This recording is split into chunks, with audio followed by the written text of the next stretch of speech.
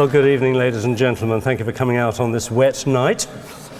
My name's Peter May, and it's been my privilege to chair the committee that has organised this 10 days of lectures and debates with William Lane Craig.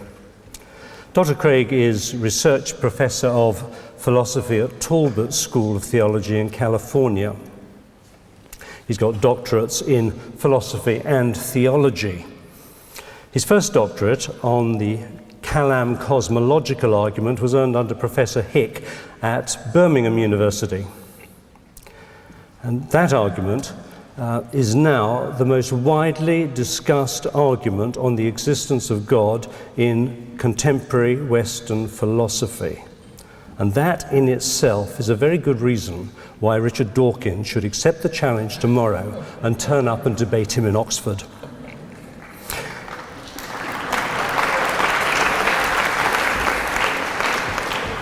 Dr. Craig went on to do a second doctorate, this time in theology, on the historicity of the resurrection of Christ under Wolfhart Pannenberg in Munich. Dr. Craig's the author of some 30 books and some 200 academic papers published in peer-reviewed journals. So what about tonight? Where does the historicity of Jesus' resurrection fit into a program of debates and lectures? Well, in 2007, when Dr. Craig last visited the UK, he lectured on the absurdity of life without God, the evidence for Jesus, the identity of Jesus, looking at his claims and self-perception, and also the problem of suffering. Now, all these lectures can be downloaded from our Be Thinking website. If you're not good at reading things on the side, that's what that upside-down word means, which is a valuable resource for this material. So this tour, he will have lectured on the evidence for God, the moral argument for God, the specific arguments put forward by two of the most famous atheist scientists, and now tonight he will address the historicity of Jesus' resurrection. I was in my late teens when I first read the New Testament. I did it because I had Christian friends and I thought the matter needed attention. I wanted to make a decision about it. I didn't want this thing just to sort of dog me. I wanted to read it, come to a conclusion, and work it out from there. So I read it very slowly. I took just a chapter a night. I knew, because I was enormously well informed in those teenage years, as all teenagers are, that dead men stay dead. And that's obvious. And so when I read about the resurrection, I somehow managed to skip over it without much notice. This obviously was a bizarre sort of business. At the end of 9 months, however, when I got a grasp of the scope of where the New Testament ran, I felt I just had to go through it again. It didn't click. I couldn't put the pieces together. So I went through it a second time. This time, the centrality of the resurrection just leapt out. It was obvious and unavoidable. And I came to see that the whole case for Christianity stood or fell on this issue. And yet everyone knows that dead people stay dead. And so I ended up doing it a third time, taking a chapter a night in order to focus specifically on the resurrection. And somewhere in that year, I had a eureka moment. It was not that I came to believe it. I was still a very long way from that, but I saw something in a moment of realization that changed the game for me. It was like that realization you get when you've left the house and you close the door behind you and you're halfway down the garden path and you get that warm feeling that comes up from below as you realize you've left the key inside. And now my realization was this, that whatever the facts of the matter, whatever the truth actually was, the disciples, anyway, passionately believed it was true. There could be no disputing it. They were not only passionate about what they were claiming, but they were enormously brave. They traveled vast distances, faced tremendous opposition, and proclaimed with great vigor that Christ had been raised from the dead. They were irrepressible, and many of them paid for it with their lives. Now, lies turn men into cowards and not heroes. Yet these men took the world by storm, and their passionate conviction about the resurrection carried everything before it, so that within a generation, The church and the Christian message were spreading into Asia, Africa, and Europe at a tremendous rate. Why did the realization that the disciples really believed it change the nature of the question? Because suddenly I could leave aside all those theories which implied deliberate or intentional fraud or deception. And now I could focus on what sort of events could have resulted in such a burning conviction in so many people. As Professor Charlie Mull, who was a famous New Testament scholar, said on the radio towards the end of his life, I listened to a fascinating discussion with the old man, he said, "You've got to find a launching pad to launch this missile." And now, in order to help us all think through the historical possibilities of 2,000 years ago and to find such a launching pad, I'm delighted to introduce you to William Lane Craig.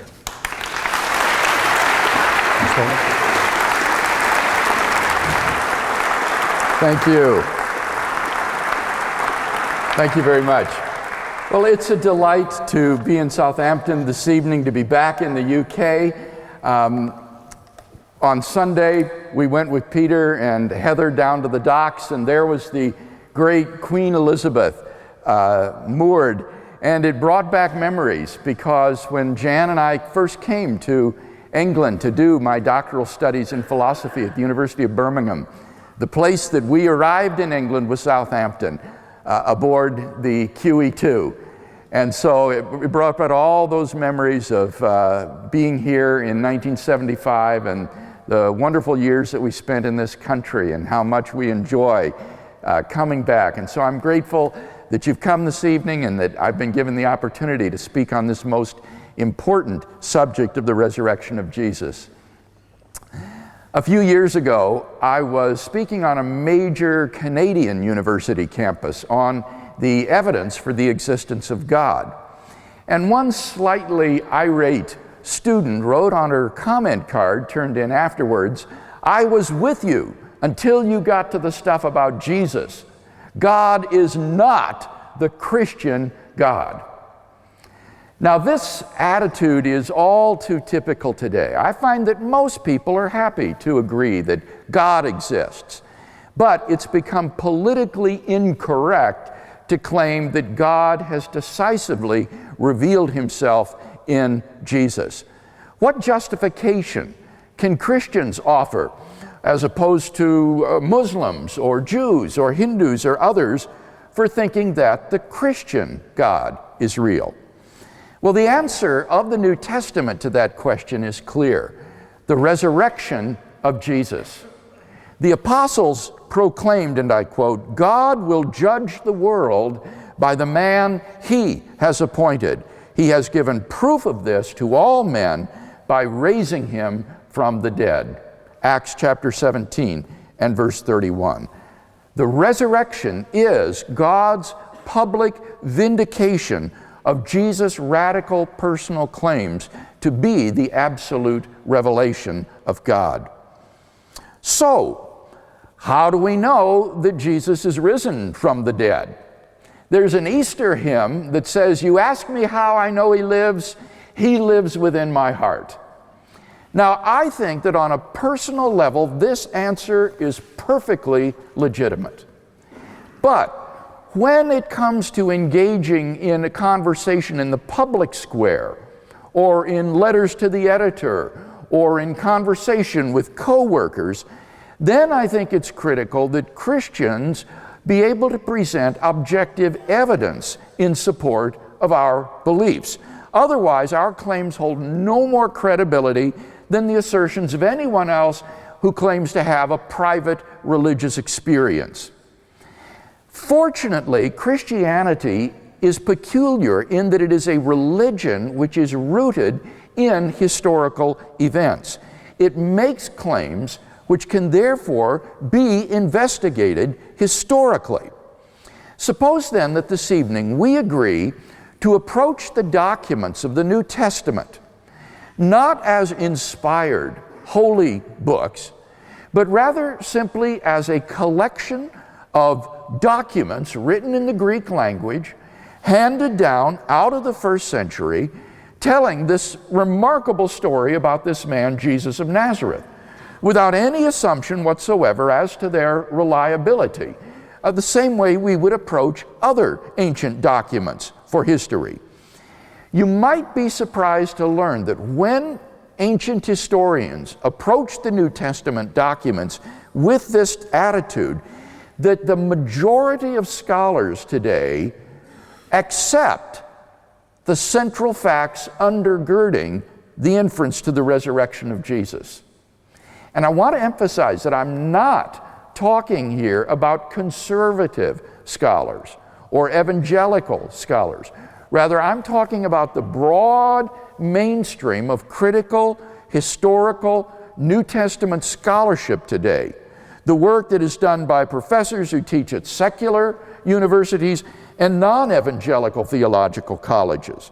Amazing as it may seem, most of them have come to agree with the historicity of the central facts undergirding the resurrection of Jesus. And these are listed on your handout for your convenience. These facts are 4 in number. Fact number 1, after his crucifixion, Jesus was buried in a tomb by a member of the Jewish Sanhedrin named Joseph of Arimathea. Now, this fact is important because it means, contrary to the claims of radical critics like John Dominic Crossan of the Jesus Seminar, that the location of Jesus' burial site was known in Jerusalem to both Jew and Christian alike. This fact is highly significant because the disciples could never have proclaimed the resurrection of Jesus in Jerusalem in the face of a tomb containing his corpse. New Testament scholars have established this fact on the basis of evidence such as the following 4 points, which I shall highlight.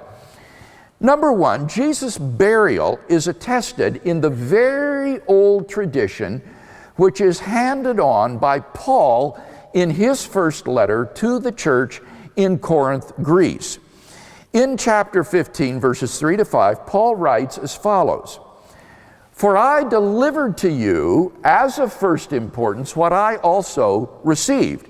And then comes this 4-line formula: that Christ died for our sins in accordance with the Scriptures, and that he was buried, and that he was raised on the 3rd day in accordance with the Scriptures, and that he appeared to Cephas, or Peter, it's the Aramaic word for Peter, and then to the 12. Paul uses here not only the technical rabbinical terms for received and delivered with regard to the information that he's passing on to the Corinthians, but verses 3 to 5 are a highly stylized 4-line formula which is replete with non-Pauline characteristics. This has convinced all scholars that Paul is, just as he says, quoting from an old tradition which he himself received and then in turn passed on to his converts in Corinth. This tradition probably goes back at least to Paul's fact-finding journey to Jerusalem around AD 36, when he spent 2 weeks with Peter and with James in Jerusalem. Now, when you recall that Jesus was crucified around AD 30, that means that this information goes back to within the first 5 years after Jesus' crucifixion. So short a time span and such personal contact in this case make it idle to talk of legend with regard to the information in this formula. Secondly, the burial story of Jesus is part of a very old source used by Mark in writing his gospel. When you read the Gospels, you find that they tend to consist of brief snapshots of Jesus' life and ministry, which are only loosely connected, rather like pearls on a string, and not always chronologically arranged. But when we come to the so-called Passion story, the story of the final week of Jesus' suffering and death, then we do have one smooth, continuously running narrative. This suggests that the Passion story was one of Mark's sources that he used in writing his gospel. Now, most scholars already think that Mark is the earliest of the four Gospels, and obviously his Passion source must then be even earlier still, some of the earliest material in the New Testament. Comparison of the narratives of the four Gospels with each other show that their accounts do not diverge from each other until after the burial story. They are in agreement right up through the burial account. This implies that the burial account is part of that pre-Markan Passion source that Mark used in writing his gospel. So we have here independent, early attestation of the fact of Jesus' burial in this pre-Markan Passion source, in addition to the early information that is mediated by Paul in his tradition handed on to the Corinthians. Number 3, as a member of the Sanhedrin, the Jewish court that condemned Jesus to death, Joseph of Arimathea is unlikely to be a Christian invention. There was a very strong resentment in the early Christian church toward the Jewish leadership responsible for the condemnation of Jesus. They had, in effect, engineered a judicial murder of Jesus of Nazareth.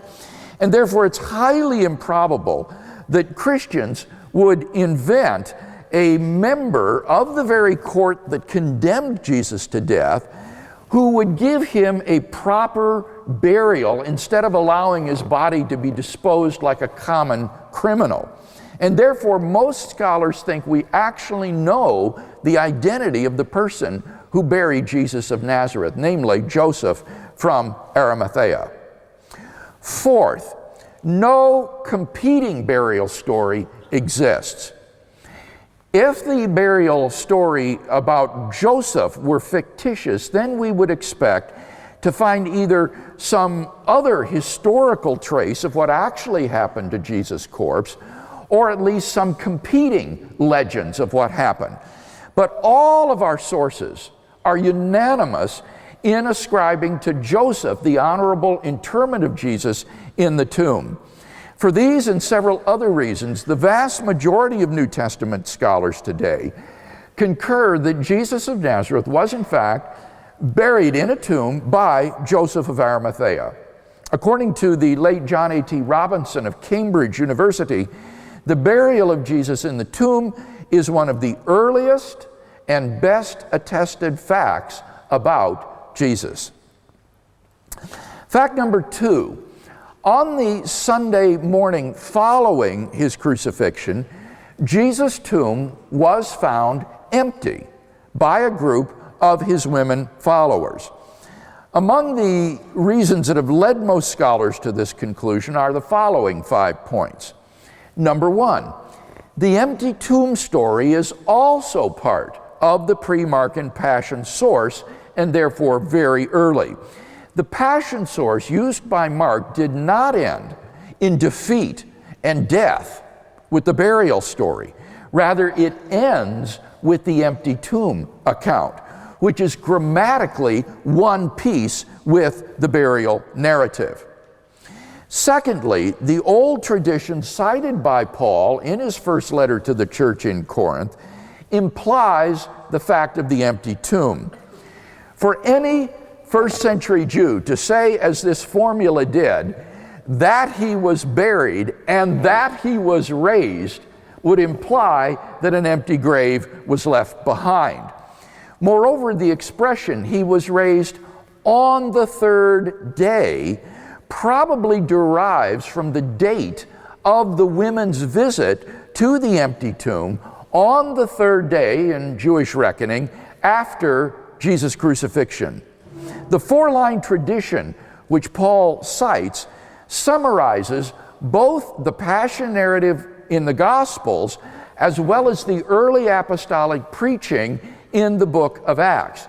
And significantly, what corresponds in each to the third line of the formula, and that he was risen, in both cases is the narrative and proclamation of the empty tomb. Thirdly, Mark's story of the empty tomb is simple and lacks signs of legendary embellishment. All one has to do to appreciate this point is to compare Mark's account to the accounts which are found in the later apocryphal Gospels. These are forgeries that arose during the centuries following the appearance of the New Testament. These do contain all sorts of wild, legendary accounts about the resurrection. For example, in the so-called Gospel of Peter, which is a forgery from the second half of the 2nd century after Christ, the tomb is surrounded not only by a Roman guard, but also by all of the chief priests and the Pharisees, as well as a huge crowd of people from the surrounding countryside who have come to watch the tomb. Suddenly, during the night, a voice rings out from heaven, and the stone over the door of the tomb rolls back by itself. Then 2 men are seen descending out of heaven and entering into the tomb. Then 3 men, gigantic figures, come out of the tomb. The heads of 2 of the men reach to the clouds. The head of the 3rd man overpasses the clouds. And then a cross comes out of the tomb, and a voice from heaven asks, "Hast thou preached to them that sleep?" And the cross answers, "Yea." Now, these are how real legends look. They are colored with all sorts of theological and apologetical motifs, motifs which are conspicuously lacking from the Markan account, which by comparison is stark in its simplicity. Number 4, the fact that women's testimony was less trustworthy than that of men in 1st century Palestine counts in favor of the women's role in the discovery of the empty tomb. Josephus, the 1st century Jewish historian, illustrates the attitude toward the testimony of women in Jewish society when he says, due to the levity and the temerity of their sex, women should not be allowed to serve as legal witnesses in a court of law. The testimony of women was regarded as so untrustworthy that it wouldn't even be admitted into a Jewish court, according to Josephus. So any later legendary account of the discovery of the empty tomb would certainly have made male disciples, like Peter and John, discovered the empty tomb. The fact that it is women whose testimony was regarded as worthless, who are the chief witnesses to the fact of the empty tomb, is best explained by the fact that they were the discoverers of the empty tomb, and the gospel writers faithfully record what for them was an awkward and embarrassing fact. Number 5, the earliest Jewish allegation that the disciples had stolen Jesus' body, which is found in Matthew chapter 28 and verse 15, shows that the body was in fact missing from the tomb. What was the earliest Jewish response to the disciples' proclamation, "He is risen from the dead"? That these men are full of new wine? That his corpse is still there in the tomb in the hillside? No, they responded, the disciples came and stole away his body. Now think about that. The disciples came and stole away his body. The earliest Jewish response to the proclamation of the resurrection was itself a feeble attempt to try to explain away why the body was missing. And thus we have evidence for the empty tomb, which is absolutely top drawer, because it comes not from the Christians, but from the very opponents of the early Christian movement. Now I could go on, but I think that enough has been said to indicate Why, in the words of Jakob Kramer, an Austrian specialist, and I quote, "By far most exegetes hold firmly to the reliability of the biblical statements about the empty tomb." Fact number 3, on multiple occasions and under a variety of circumstances, different individuals and groups of people experienced appearances of Jesus alive after his death. This is a fact which is universally acknowledged today by New Testament scholars for at least the following 3 reasons. Number 1, the list of eyewitnesses to Jesus' resurrection appearances, which is quoted by Paul in 1 Corinthians 15, guarantees that such appearances occurred. These included appearances to Peter, or Cephas as his Aramaic name is given, the 12 disciples, the 500 brethren, and James, Jesus' own younger brother. Secondly, the appearance traditions in the Gospels provide multiple independent attestation of these appearances. This is one of the most important earmarks of historicity, multiple early independent attestation. For example, the appearance to Peter is independently attested by Luke and Paul. The appearance to the 12 is independently attested by Luke, John, and Paul. We also have independent witness to Galilean appearances in Mark, Matthew, and John, as well as independent traditions of appearances to the women in Matthew and John. Thirdly, certain appearances have earmarks of historicity. For example, we have very good evidence in the Gospels that neither James nor any of Jesus' younger brothers were believers in Jesus during his lifetime. There's no reason whatsoever that the early church would generate fictitious stories concerning the unbelief of Jesus' own family had they been faithful followers of Jesus all along. And so it's reasonably certain historically that neither James nor his other brothers were followers of Jesus during his lifetime. But it is equally indisputable that James and his brothers did become active Christian believers following Jesus' death. James was considered to be an apostle in the early church, and he eventually rose to the position of sole leadership of the Jerusalem church. In fact, according to the first century historian Josephus, whom I alluded to before, James was martyred for his faith in Christ in the AD 60s during a lapse in the civil government. Now, think about that. Most of us have brothers. What would it take to convince you that your brother is the Lord so that you would be willing to die for this belief?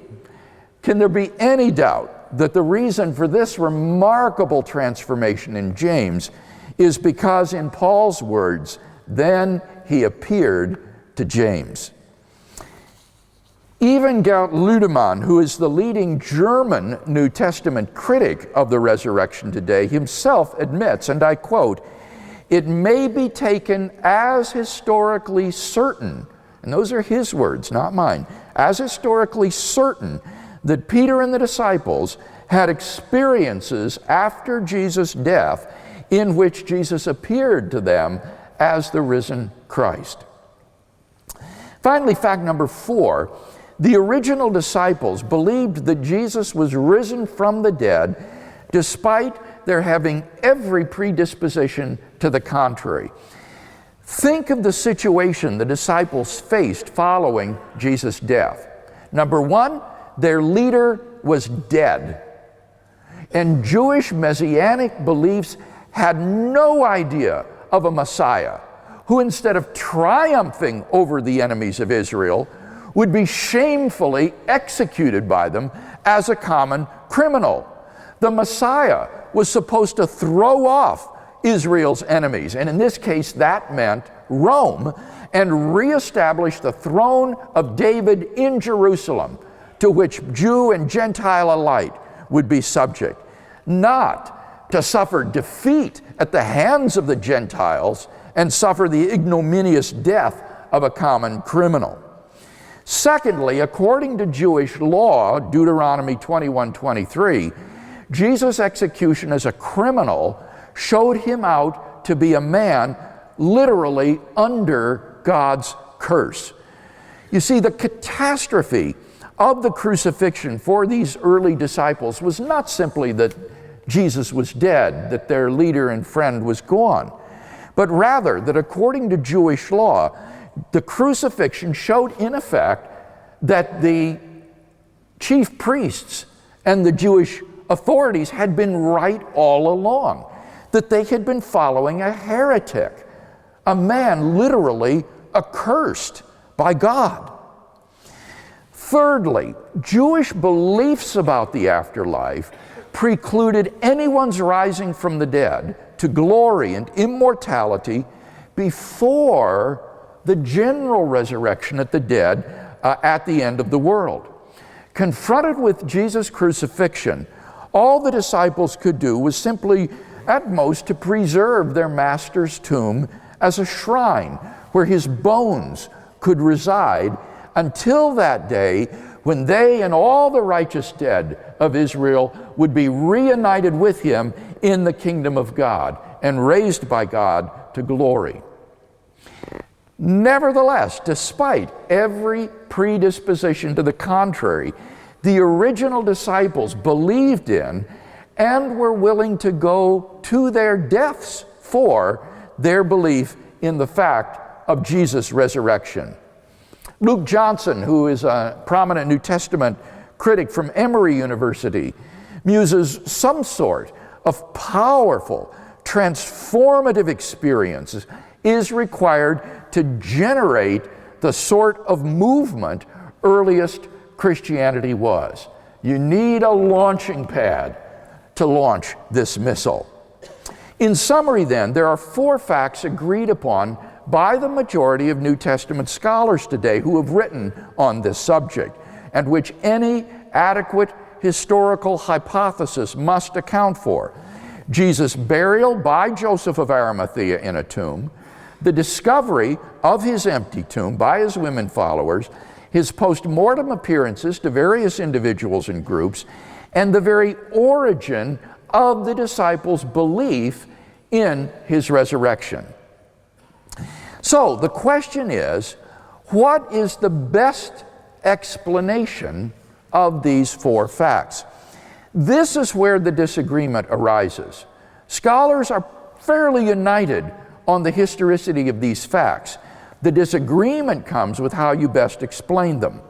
Most scholars, I think, would probably simply remain agnostic about this question. Many of them will say that as historians they cannot entertain a miraculous or supernatural hypothesis like the resurrection simply for methodological reasons. But the Christian can maintain that the hypothesis that best explains these facts is that God raised Jesus from the dead. In his book, Justifying Historical Descriptions, the historian C.B. McCullough lists 6 tests which historians use in determining what is the best explanation for a given body of historical facts. And I believe that the hypothesis, God raised Jesus from the dead, passes all of these tests. Number 1, it has great explanatory scope. It explains why the tomb was found empty, why the disciples saw post-mortem appearances of Jesus, and why the Christian faith came into being. Second, it has great explanatory power. It explains why the body of Jesus was gone, why people repeatedly saw Jesus alive despite his earlier public execution, and so forth. 3, it is plausible.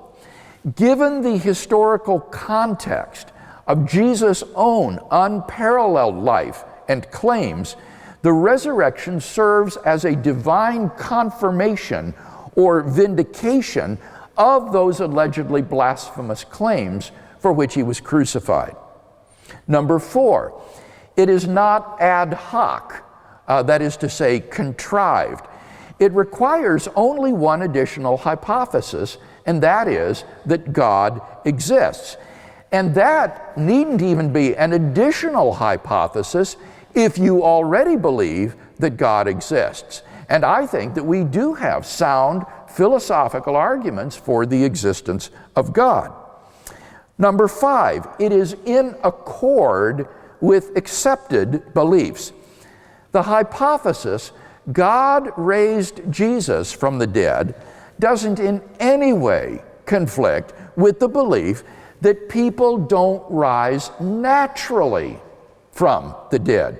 The Christian accepts that belief as wholeheartedly as he accepts the hypothesis that God raised Jesus from the dead. And finally, number 6, it far outstrips any of its rival hypotheses in meeting criteria 1 through 5. Down through history, various alternative explanations of these 4 facts have been offered. For example, the conspiracy hypothesis, that the disciples stole the body of Jesus and lied about the resurrection appearances. The apparent death hypothesis, that Jesus was taken down from the cross alive and somehow escaped from the tomb and presented himself to the disciples. The hallucination hypothesis, that the disciples hallucinated post-mortem visions of Jesus and so forth. Such hypotheses, however, have been nearly universally rejected by contemporary scholarship. None of these naturalistic hypotheses succeeds in meeting the 6 criteria as well as does the resurrection hypothesis. Now, this puts the skeptical critic in a rather desperate situation. For example, a few years ago, I had a debate on the resurrection of Jesus at the University of California with a professor who had written his doctoral thesis on the evidence for the resurrection. He was thoroughly familiar with the evidence, and he could not deny the facts of the honorable burial, the empty tomb, the post-mortem appearances, or the origin of the disciples' belief in Jesus' resurrection. And so his only recourse was to come up with some alternative explanation of these facts.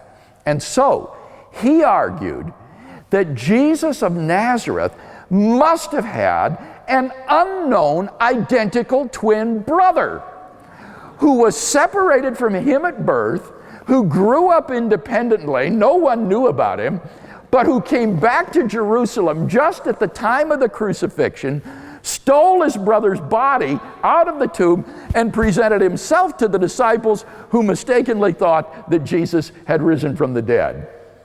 Now, I'm not going to go into how I went about refuting this theory, but I think that the example is instructive because it shows to what desperate lengths skepticism must go in order to explain away the evidence for the resurrection of Jesus. In fact, did you know that the evidence is so powerful that one of the leading Jewish theologians of today, the late Pinchas Lapid, who taught at Hebrew University in Jerusalem, Jewish theologian, declared himself convinced on the basis of the evidence that the God of Israel raised Jesus of Nazareth from the dead. Now, if this is right, it has profound implications.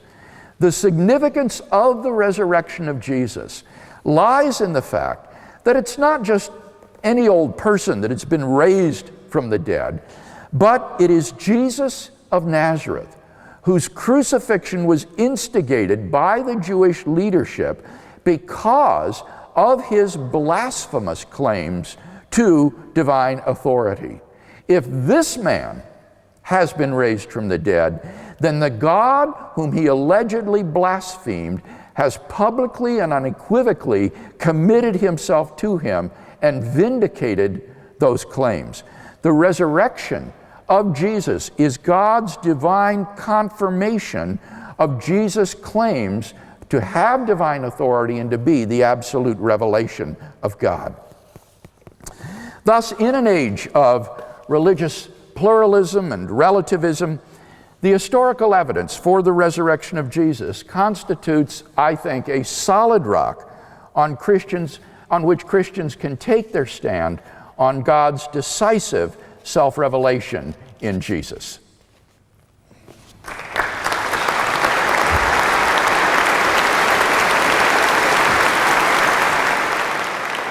I wanted to talk to you about an article you wrote, I think it was for the Expository Times, where you were responding to Byron McCain. Yes. You were arguing against that Jesus' burial was dishonourable.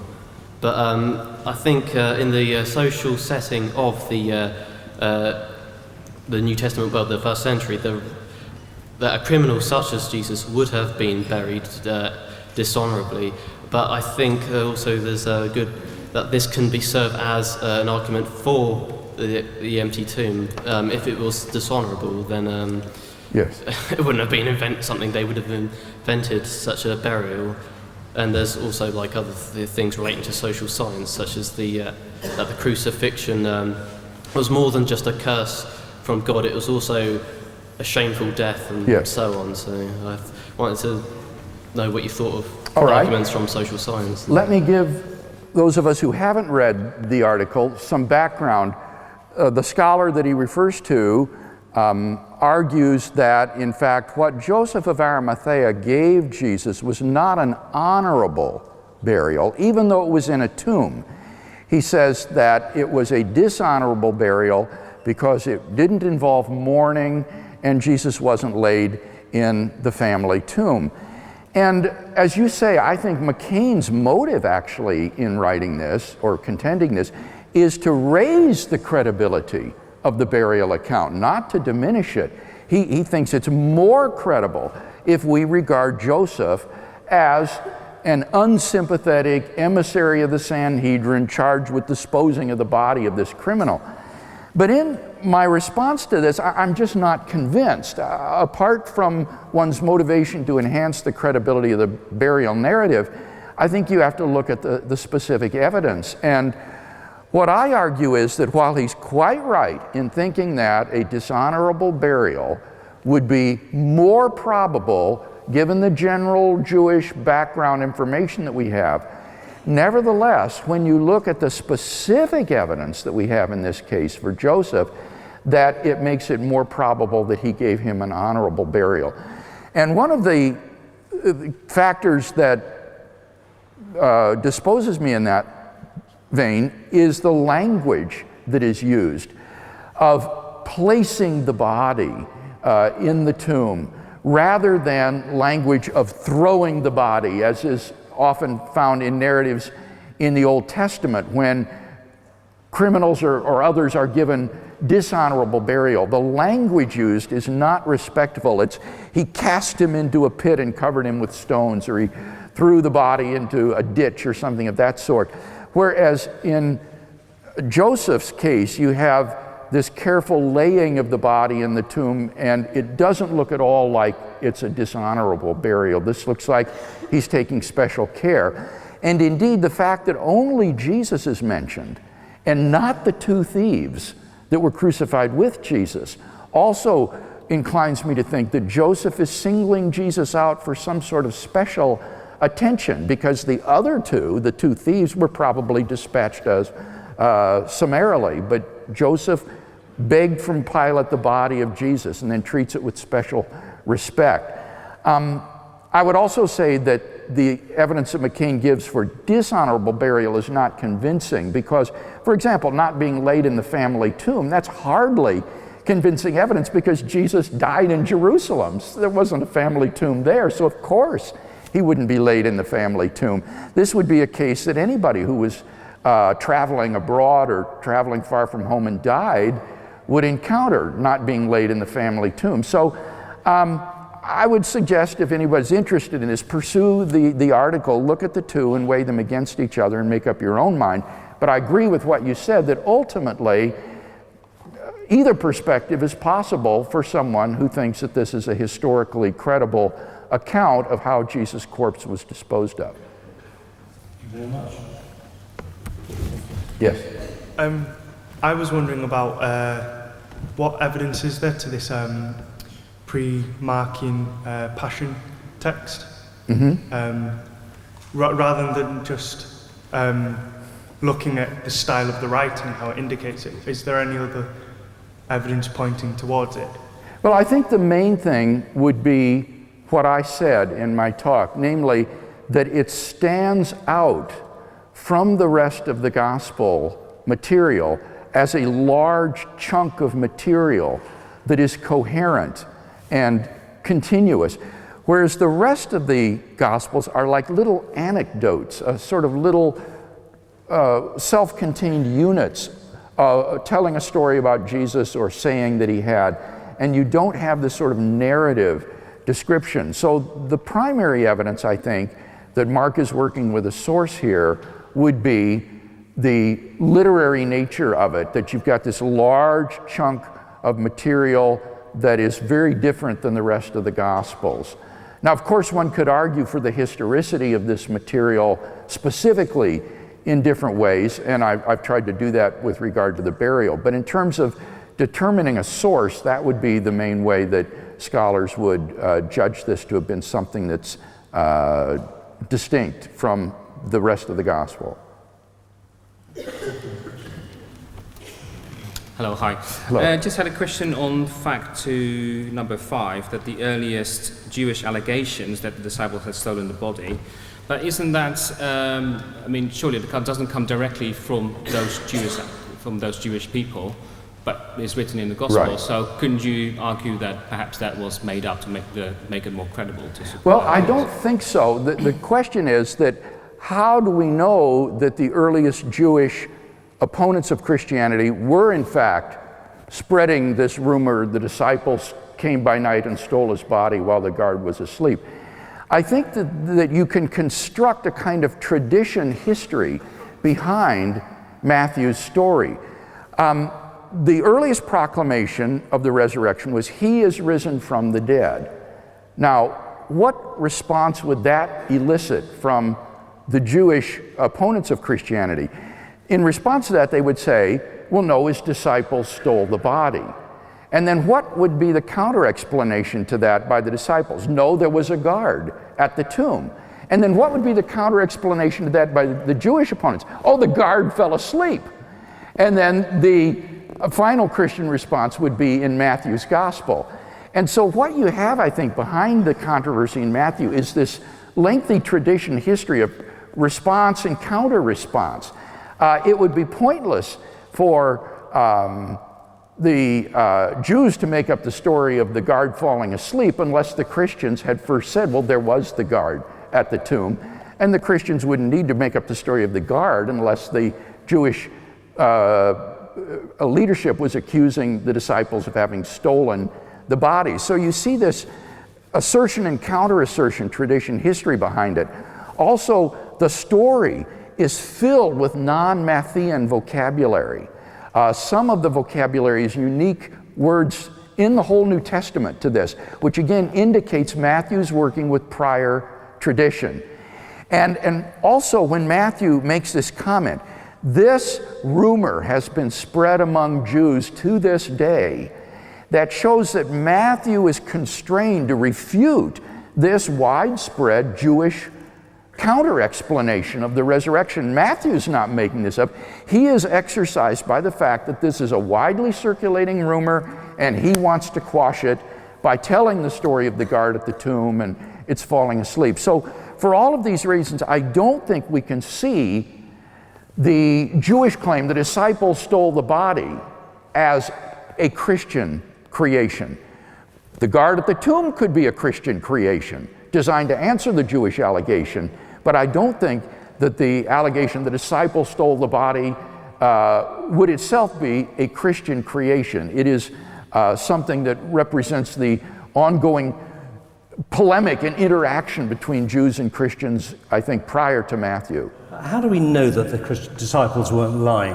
How do we know what? That the disciples weren't lying? Oh, well, I think we would know that on the basis of a number of reasons. One reason would be the one that Peter mentioned in the introduction. Lies produce cowards, not heroes. I like the way you put that. Lots of people have died for a falsehood, but they thought it was the truth.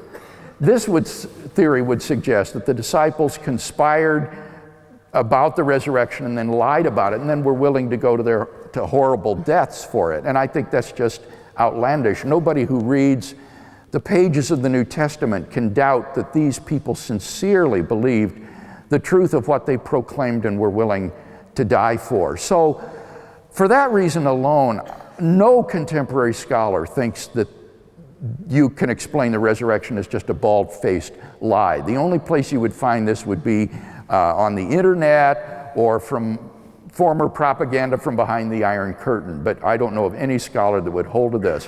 One other problem would be that it's anachronistic. It looks at the disciples' situation through the rear-view mirror of Christian history and says, oh, well, they would invent the resurrection, they would lie about it. But when you put yourself in the footsteps of a first-century Palestinian Jew, then, as I explained, the resurrection of Jesus is the last thing a Jewish person would think of when confronted with the crucifixion of Jesus. It's totally anachronistic. N.T. Wright has put it very well. He says, for a first-century Jew confronted with with Jesus' crucifixion, you basically had two choices. Either you went home or you got yourself a new Messiah. But he says nowhere in the literature, the first century before Jesus to the first century after Jesus, do we find any of these crucified Messiah's followers saying, well, he was risen from the dead and he is the Messiah after all. What happened in the case of the disciples is unique. So I think the conspiracy theory is rightly dead, and it's not going to be resuscitated. Yes?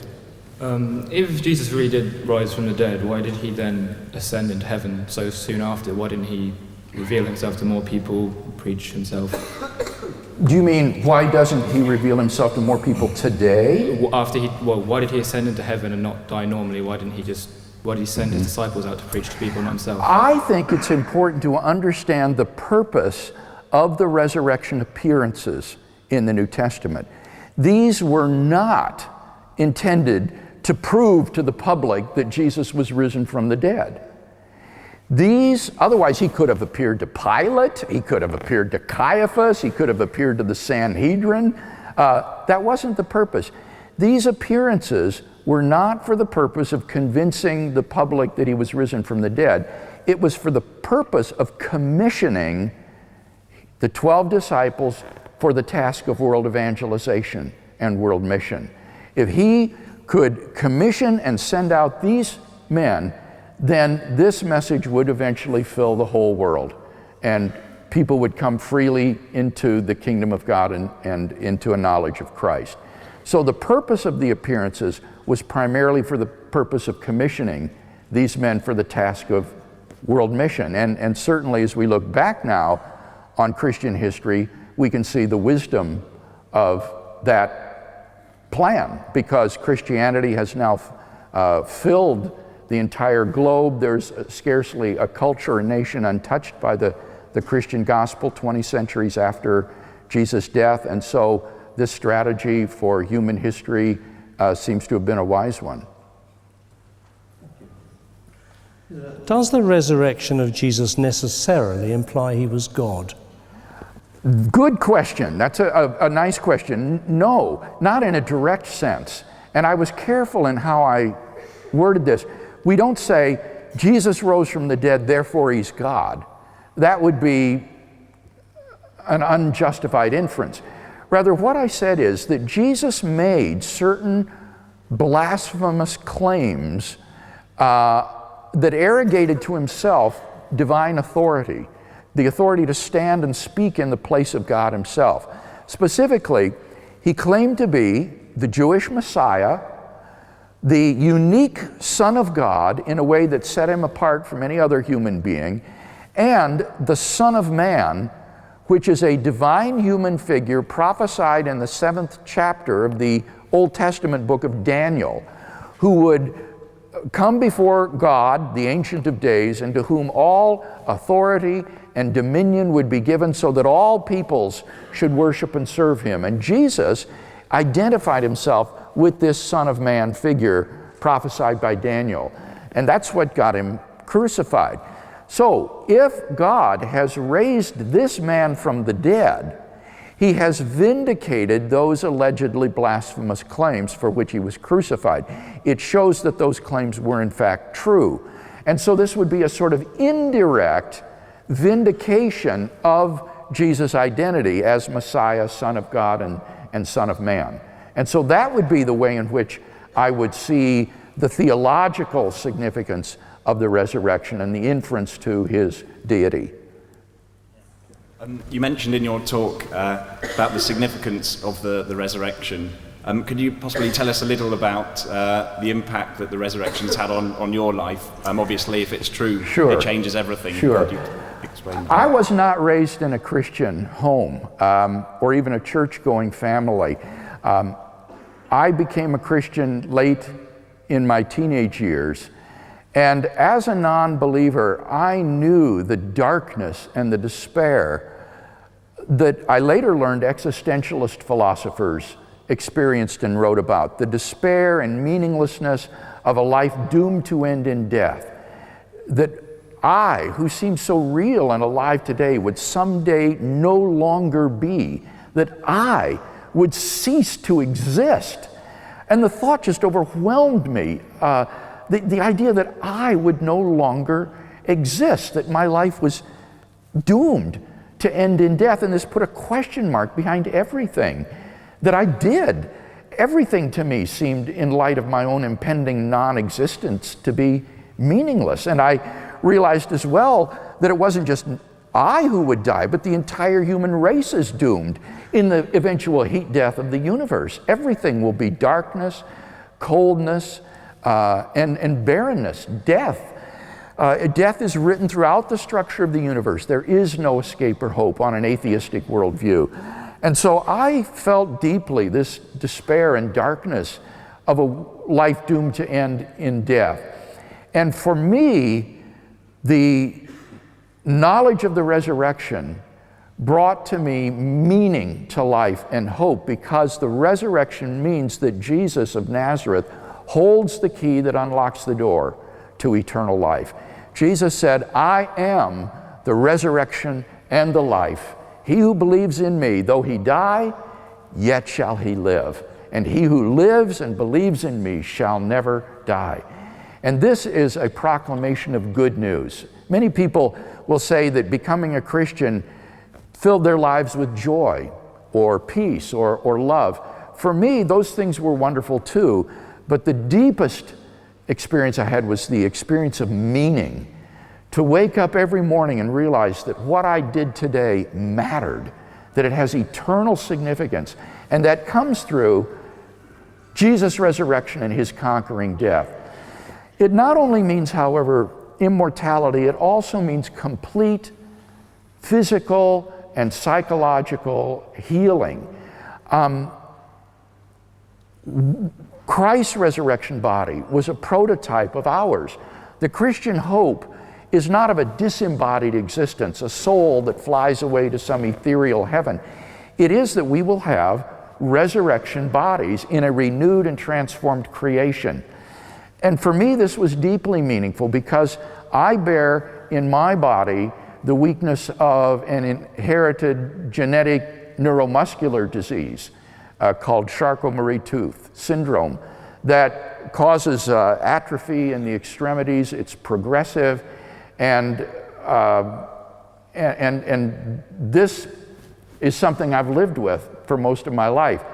And the hope that someday to be delivered from this disease is a wonderful hope to which I look forward. Not only that, however, what I have also come to realize is that all of us are psychologically broken as well. I came to realize that my Charcot-Marie-Tooth syndrome not only affected me physically, but it had affected me emotionally as well. That as a kind of compensatory mechanism for my physical weakness, I threw myself into academics because I could succeed in academics. And this gave me a sense of self-worth and a sense of accomplishment, even though I couldn't play sports or do the things that the other guys did.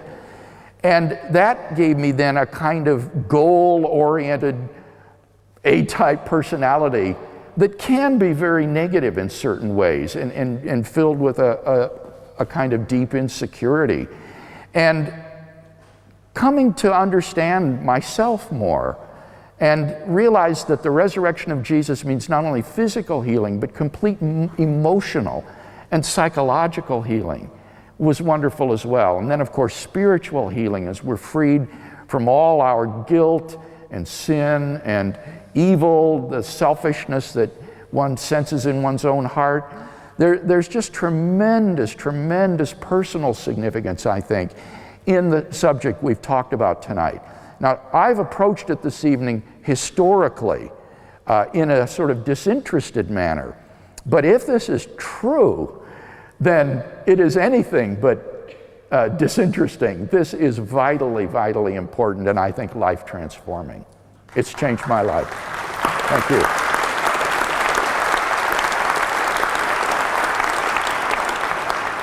Can we do a quick written one here? With these big issues that you've just been talking about, with all their implications, there are also lots of questions that are small, niggling ones, particularly contradictions in the text. Yeah. So this question says that you talked from Corinthians about the 12, he appeared to the 12, but Luke and John say he appeared to the 11. What do you do with that one? Yes. Remember in 1 Corinthians 15, Paul says he appeared to Cephas, then to the 12. However, in John's Gospel, Thomas wasn't with the 12 in the upper room when Jesus appeared to them. Is this problematic? Well, even if it were, that wouldn't undermine the fundamental historical fact on which my case was predicated, that different individuals and groups, however many there might have been in the group, did experience appearances of Jesus. But in this case, at least, I don't think there's any discrepancy whatsoever. The 12 here is clearly a title. It's like in the United States we have things like the Big Ten, which is a certain league of universities that compete in sports together. And it doesn't matter whether there's 10 universities in it or not. That's the title of the group. Judas Iscariot was dead by this time, right? So he was one of the 12. He wasn't there. The 12 should have a kind of capital letter. It just means the original group of disciples, even though when Jesus appeared to them in the upper room, in fact, Thomas wasn't there. So I don't think that that's really a serious discrepancy.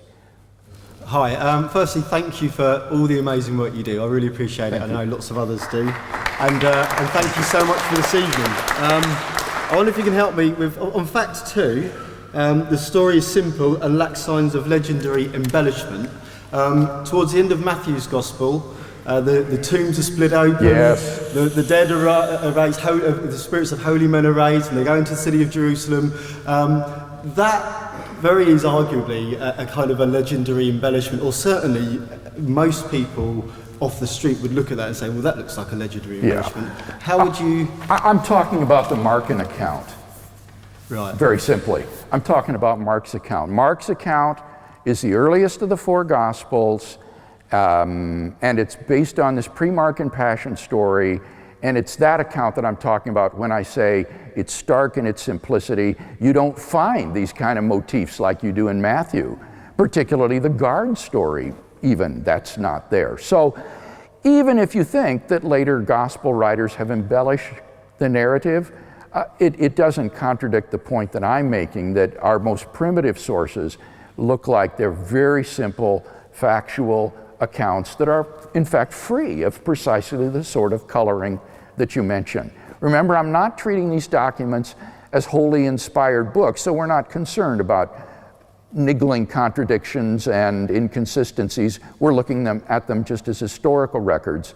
And the historian would be very impressed that the most primitive sources we have are so simple and unembellished. Accepting that then, could you comment on the Matthew text? I mean, I'll come into this, Right. but yeah, this question does get asked. Well, it's interesting that it's not connected with the empty tomb narrative or even the resurrection narrative. The story he's talking about is where in Matthew, when Christ dies on the cross, Matthew says the veil of the temple was rent, there was an earthquake, and the tombs were opened, and certain Old Testament figures, saints of old, came out of the tomb and went into the city and appeared to people. It's very strange. This is the only reference in the New Testament we have to this. And I think it's an open question whether Matthew is simply using here apocalyptic imagery, such as you have in the book of Revelation, for example, or in Jesus' Olivet discourse about the signs of the end times, when he says the stars will be falling from heaven, and other signs of this sort. This is very typical apocalyptic imagery in Jewish literature, and it may not be that Matthew intends this to be literal at all. On the other hand, it could be that he does intend it to be literal. I have an open mind about that, and I'm ready to be convinced either way. I don't have an axe to grind. And just one more thing on that. Would it be possible that Matthew is just reporting what he has heard? Would that be Yeah, that's a possibility as well that I find intriguing, actually, because I wouldn't be at all surprised, frankly, if in the aftermath of these resurrection appearances of Jesus, that others might have visions of Old Testament saints say, oh, I saw Elijah risen from the dead, or I saw Isaiah, or something. And you can imagine this sort of spreading among certain people in the city where they would have these kinds of experiences. So one shouldn't be too quick to just sort of write these off as apocalyptic imagery. It might be, but on the other hand, it might be reports that Matthew has heard. But these would be, and it's important to understand this, only after and in reaction to these unprecedented appearances of Jesus, which, as I say, are utterly un-Jewish and need to have some kind of an explanation in order to get these appearances of Jesus off the ground in the first place. But that interesting question. In the little creedal statement that you talked about from 1 Corinthians 15, it talks about Christ dying for our sins according to the Scriptures and was buried. He was raised on the third day according to the Scriptures. Yes. Can you tell us about these Old Testament prophecies? When Paul says he was raised on the third day in accordance with the Scriptures, scholars have puzzled long over this because there doesn't seem to be anything in the Hebrew Scriptures about rising on the third day. So what is Paul referring to when he says on the third day according or in accordance with the Scriptures, the Hebrew Bible? Some have suggested Isaiah 6:2, where it says that on the second day God will heal us, on the third day he will raise us up. And that could sound like language of resurrection, and maybe the early Christians were thinking of Hosea 6:2 and interpreting that in light of Jesus' resurrection. But Hosea 6:2 is never appealed to any place else in the New Testament as a proof text or even relevant to the resurrection of Jesus. When you look in the Gospels at the text that Jesus appeals to with respect to the three-day motif in the Hebrew Bible, it's the Jonah story. As Jonah was 3 days in the belly of the whale, so the Son of Man will be 3 days and 3 nights in the earth. So that I suspect that it's the Jonah story that the early Christians had in mind when they say Jesus was risen on the third day in accordance with the Scriptures. They're thinking of that this is a parallel to Jonah. And that wouldn't be influenced by whether you see that as a literal story or a legendary myth in the Old Testament. That's the same. It's important to understand in this case that nobody reading the Jonah story about this man being swallowed by a fish and then belched out and going and prophesying to Nineveh would infer from that the resurrection of Jesus. It's only in hindsight that the disciples could reinterpret it in light of Jesus' resurrection by having come to believe that Jesus was risen. Then they go to their Hebrew Bible looking for proof texts and types, and they could find, the Jonah story, especially if Jesus himself had referred to this. And so it's not that these are the source of their belief, rather it is the attempt to provide proof texts for what they had come to believe about Jesus and anticipations of it in the Hebrew Bible. I think this question is a sort of follow-up to that, actually, because some people will claim that the gospel stories are lies written by the gospel writers, and other people might say they're stories to try to explain what happened to the disciples on that particular day. And my question is connected with somebody called Randall Helms, who wrote a book called The Gospel Fictions. Mm-hmm. And his idea is that, rather like you said, the empty tomb could be based upon the story of Jonah or upon Daniel coming out of the lion's den. And it is not the fact that he seems to suggest that it's not so much that these are written after to explain these events, but they are actually creations by the gospel writers. Yeah. So the whole of the resurrection story is really based upon Old Testament stories that have been elaborated, and somewhere along the line something must have caused it, but it certainly wasn't the resurrection story as given in the Gospels. Yeah. I wondered if you could comment on this Randall Helms. Sure. You probably know him. I think that this is trying to repeat with Jewish texts the same disastrous mistake that scholars in the late 19th, early 20th century tried to do with pagan texts. Namely, you cherry pick these other ancient texts for similar points to what happens in the gospel narratives, and then you extrapolate by saying the gospel narratives are based on these other texts. And this movement collapsed within biblical scholarship with regard to pagan sources. And I think it's equally invalid. Let me give you an illustration. The point is that you can cherry pick similarities for almost any story that you want to and find similarities and parallels. For example, here in Southampton, I think people would probably know about that incredible maritime tragedy that occurred about 100 years ago when this huge passenger ship, which had been called and touted as unsinkable on a cold April night in the North Atlantic, about 200 miles off of Newfoundland, struck an iceberg and sank. And over half of the passengers' lives were lost because there weren't enough lifeboats on board the ship. And the name of this ship was Titanic. Titan, wasn't it? Titanic. No, Peter, I'm not talking about the Titanic. I'm talking about a novel written in 1898, 14 years before the wreck of the Titanic, called The Wreck of the Titan. Now, isn't that amazing? Anyone reading that book would say, aha, this must be based on this event, or that this event is a legendary construction out of this earlier book, when in fact this is just cherry picking these sorts of parallels. And similarly, look at the story of Joshua and killing the 5 kings in the cave. He puts the kings in the cave and then he brings them out and he kills them all. Is that supposed to be the source of the story of the empty tomb? They're utterly dissimilar, it seems to me. Mark has no mention of Jesus being the king. The absence of titles is conspicuous.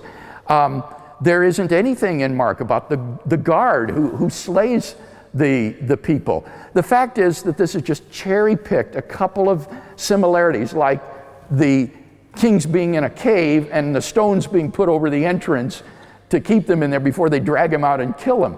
Or the same with Daniel and the lion's den. The story isn't at all similar to the empty tomb, except that there's a stone over the lion's den, and the king comes in the morning and opens the stone to see if Daniel is alive. The point is, you can cherry pick these kind of similarities with anything. And the very multiplicity of these, Daniel and the lion's den, Joshua and the 5 kings in the cave, suggests that in fact these are not derived from or based on these Old Testament stories. But I think rather, as I've argued, they have a sound basis in historical fact. You've talked quite a bit about the understanding Jesus as a Jewish person in the Jewish context. Have you ever debated with Geza Vermes? Do you think he is he a leading authority in the Old and New Testament? And if so, why do you think he doesn't agree with you about the resurrection? I haven't debated him, though he is a very leading scholar on the historical Jesus, and he's Jewish, which is what's interesting. What has happened over the last several decades is what has been called the Jewish reclamation of Jesus. We have begun to understand that the whole project earlier on in New Testament scholarship of interpreting Jesus in light of pagan mythology, Greco-Roman myths of divine men, for example, was completely wrong. Jesus and his disciples were first century Palestinian Jews, and it's against that backdrop that the historical Jesus needs to be understood, against a Jewish backdrop. And so what has happened today is that Jewish scholars like Geza Vermes and Pinchas Lapid have come to study the historical Jesus sympathetically, even though they're Jewish. And Geza Vermes, like most scholars, affirms the historicity of Jesus' empty tomb. He affirms these basic facts that I described. His reluctance to affirm the resurrection of Jesus from the dead would be based on philosophical or theological grounds, not historical grounds. So the historical facts are pretty solidly in place, and the degree to which you're willing to accept the resurrection of Jesus as the best explanation of those facts will tend to depend more upon philosophical or theological considerations than upon purely historical questions. Thank you very much. Hi. My question is a follow-up to the earlier one on the ascension. I'm sure you would agree that the ascension is an important conclusion to the resurrection, because obviously then it deals with where did Jesus go afterwards. But the Markian account, the end of it, is only found in later manuscripts. Right. And Matthew and John's Gospel don't record the ascension. And surely this would call into question the historicity of that event, leaving us with the question of where did Jesus go next? I would say that the ascension of Jesus is simply the terminus of the resurrection appearances. And therefore, it is not a qualitatively distinct event. We should not think that Jesus rose from the dead in an unglorified state, and that with the ascension he was glorified and taken into heaven. In the New Testament, Jesus rises glorified from the grave. He has a supernatural resurrection body, immortal, incorruptible, and so forth, when he emerges from the tomb. The ascension is simply the cessation of the resurrection appearances. Jesus won't appear anymore after that. And therefore, I don't think, frankly, that theologically a lot hangs on it, and it's really not germane to the subject that we're dealing with tonight. So I have not invested, frankly, much effort, if any, in studying the historicity of the ascension, because I don't think that it's relevant to the question of Jesus' resurrection. Well, if I may, if he had a resurrection body, as you claimed, that would be one that is immortal, I take it? Yes.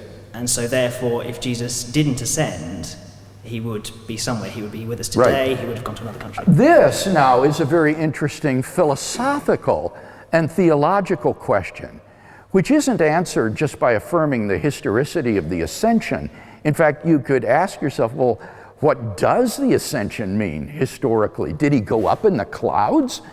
Did he travel through outer space, past the moon somewhere? Well, no, I don't think that's the idea. So as a philosophical theologian, when I reflect on the ascension, what I would say is this, is I think that Jesus of Nazareth has exited this four-dimensional space-time continuum in which we reside, so that he still exists, but he no longer exists in our four-dimensional space-time. And therefore, his human nature is not manifested in a corporeal form, in the form of a body. And here would be my analogy that I'd invite you to think about. Imagine a tuning fork that I would pluck, and this would produce a hum from the vibrations. Now, suppose that vibrating tuning fork were placed inside a vacuum jar and all the air were sucked out. Now, the tuning fork would still be vibrating, but there wouldn't be any sound because there isn't any medium to serve to conduct sound waves. The fork is the same. The fork is intrinsically unchanged. It's vibrating as before, but in the absence of an appropriate medium, it doesn't manifest any sound. Similarly, I would say Jesus still has a human nature, but he is not in four-dimensional space-time, and therefore that human nature doesn't manifest itself as a body, just as the vibrating tuning fork doesn't manifest any sound if it's not in the right medium. What the Christian hope is that Jesus will someday re-enter this four-dimensional space-time manifold, and we call that the second coming of Christ. And when he does so, his human nature will again manifest itself in a bodily form. So that would be what I would construe to be the theological significance of the ascension and how I would understand it. Well, thank you. Hi, my question's slightly at a tangent to today's thing, but I hope you'll kind of consider it anyway.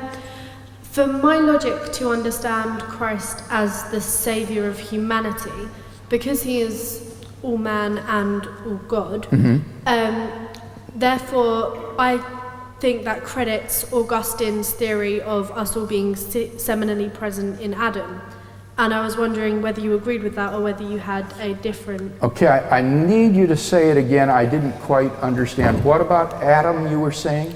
Augustine's theory about us all inheriting original sin from Adam. Yes. I think that Augustine must have been right in order for Christ's resurrection to be credited by the Christian faith, because surely if he's born all human and we're all born sinful, then there must have been something that set him apart, which was that he wasn't seminally present, if that's... I don't think that's necessary. Not all Christians agree with Augustine's take on original sin, that in Adam all human beings, all humanity fell. That's not to deny the historicity of the fall, but some would say it's simply through Adam's sin that sin entered the human race, and then as Paul says in Romans 5, and sin then spread to all men because all men sinned. That this is like a sort of disease, in a sense, entering the human race and then spreading universally. And Christ's substitutionary atoning death could still be universally valid and applicable for all human beings, regardless of how they came to be sinners. So I don't see this as being essentially connected. I think that's an open question as to how you understand the fall and its implications. So whether one thinks that all people are guilty in and because of Adam's sin, or whether you think this is more of a kind of contagion as a result of sin entering the world through Adam, I think is not essential to understanding the significance of Christ's atoning death on behalf of all persons. Okay, and sorry, I had one more. Yes. You said that you thought the Gospel of, I can't remember if it was Mark or Matthew, but it was, there were words in it that came from previous traditions. And I wanted to pose the suggestion that perhaps instead of, if you maintain that it was actually the people who are accredited in the name who wrote the gospel, that actually the words that came that aren't, that don't sound like they're from them, are actually later translations and sort of got a bit mucked up along the way, if that... Now, help me to be sure I understand you. Are you suggesting that the received authors of the Gospels, Matthew, Mark, Luke, and John, are not in fact the names of the original authors? Is that what you're asking? Yeah, I'm firstly asking that, and I'm secondly asking if they are the people who are accredited in the title. In the what? If they are the people who are accredited as the Gospel's titles. Title, yes. Sorry. Sorry, as an American, I have to struggle sometimes understanding. We're teaching him English gradually. Okay, yes. And could it be that things that aren't necessarily Matthew, like, my vocabulary is not very good, could that be later translations of it, if that makes... Well, the authorship of the Gospels is certainly an open question. The attribution of the Gospels to Matthew, Mark, Luke, and John came very, very early, already in the first century. But they weren't part of the originals. That is tradition, that these are the names of the authors. But you may have noticed nothing I said tonight depends upon the authorship of the Gospels. It could have been Henry and Louise who wrote the first Gospels. The names don't matter. What is important is that one gets back to very early primitive sources for the life of Jesus, as opposed to later derivative, legendary sorts of accounts. And the names of the authors, I don't think are really all that important. Now, that isn't to say, though, that there could be extra material that's been written in by later translators, because we've been able to reconstruct the text of the New Testament with about 99% accuracy. So when you read your New Testament in English today, you know that with 99% accuracy, you are reading the translation of the original Greek words that these documents were written in. And that's really amazing. It is the best attested book in ancient history, both in terms of the number of manuscripts and the nearness of those manuscripts to the date of the original writing. So you don't need to worry about additional material having been added to the original. We've got the text of the original, and you can take Greek and read the original text yourself, so that you're not even dependent upon English translations.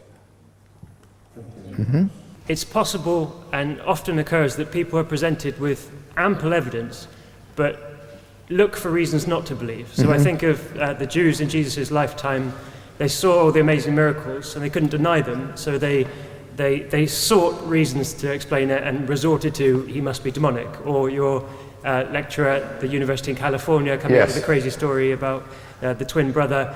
Or I think of myself I'm a Christian now, but I used to be an atheist, and I spent a lot of time trying very hard to find reasons not to believe. So my question for you is, what would you say to someone after you've given all the evidence, who has more than enough evidence, but is still trying not to believe? How would you persuade someone like that, like I used to be?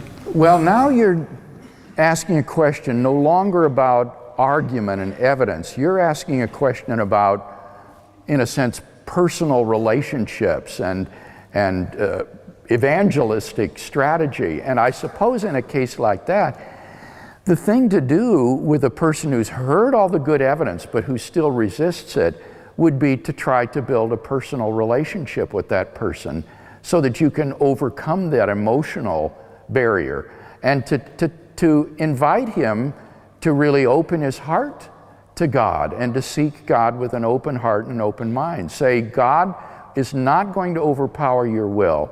God is a gentleman, and he is going to respect your decision.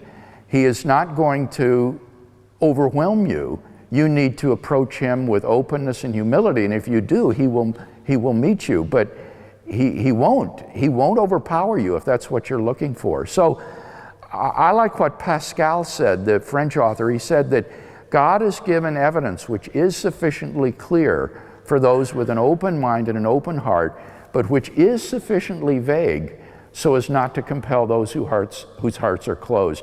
And I would tell my unbelieving friend, you've got to examine your own heart to make sure that you're not shutting out the grace and the love of God from you. That would be a tragedy and a disastrous mistake. But then continue to love and build a relationship with that person anyway. I was just talking last night with a fellow who told me most of the atheist students he knows at the university are rather like you described. He said their obstacles to belief are really emotional. But he said, once you overcome that emotional obstacle by showing them that you can be a good friend, an unconditional friend, he said when that emotional obstacle is removed, he said suddenly the evidence becomes convincing.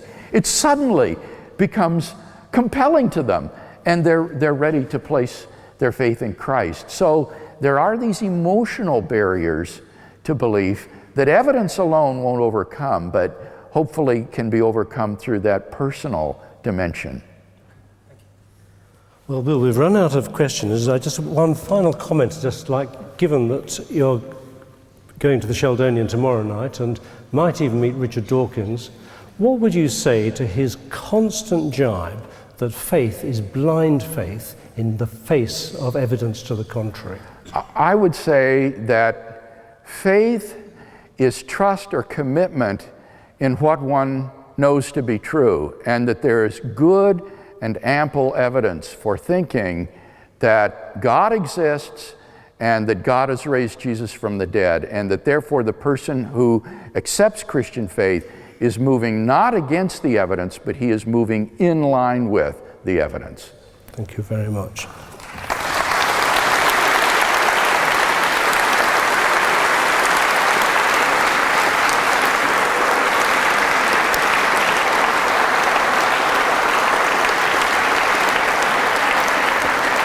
Well, ladies and gentlemen, I think your applause indicates that many of us, I think, feel we've had a very profitable seminar this evening and an opportunity to hear Bill on one of his key subjects and to be able to grill him like this on all sorts of aspects from it has been quite fascinating. So thank you very much for coming. I hope you feel as positive about the evening as I do, and let's say thank you again to Bill.